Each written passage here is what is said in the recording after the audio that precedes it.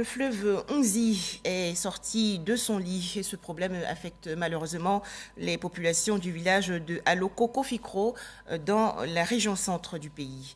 Déjà, 13 maisons se sont effondrées et plusieurs plantations détruites. À noter également environ 70 sans-abri. C'est un reportage de Soro Corona de RTI Bouaké. Scène de désolation et de tristesse à Aloko-Kofikro, village de la sous-préfecture d'Ananda, région de l'Ifou. En effet, depuis le 11 septembre dernier, les populations sont confrontées à la montée des eaux du fleuve Nzi. Et Aloko-Kofikro est situé à 1 km du lit d'Unzi.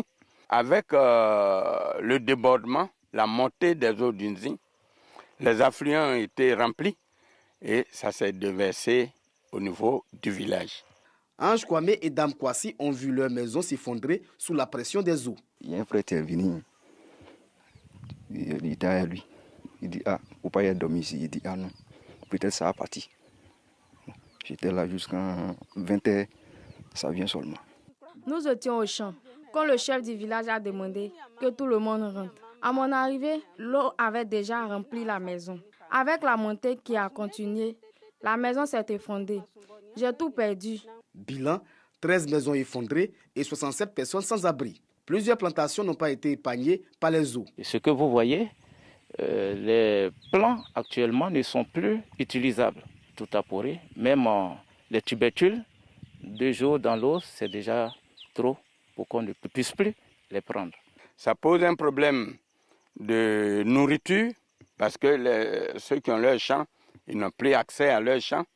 Ceux qui ont hébergé, le nombre de la famille a augmenté.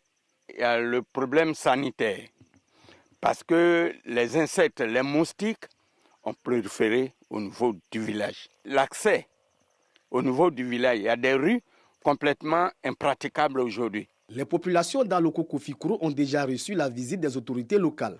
Des instructions sont données pour limiter les dégâts. Les autorités administratives et politiques qui ont réagi promptement. Plusieurs visites ont été enregistrées. Premièrement, Madame le sous-préfet, la direction des affaires sociales de l'Ifou, le commandement des sapeurs-pompiers, des dons ont appuyé ces visites-là. Pour la relocalisation des sinistrés, le chef du village a le regard tourné vers les autorités. Le village d'Aloko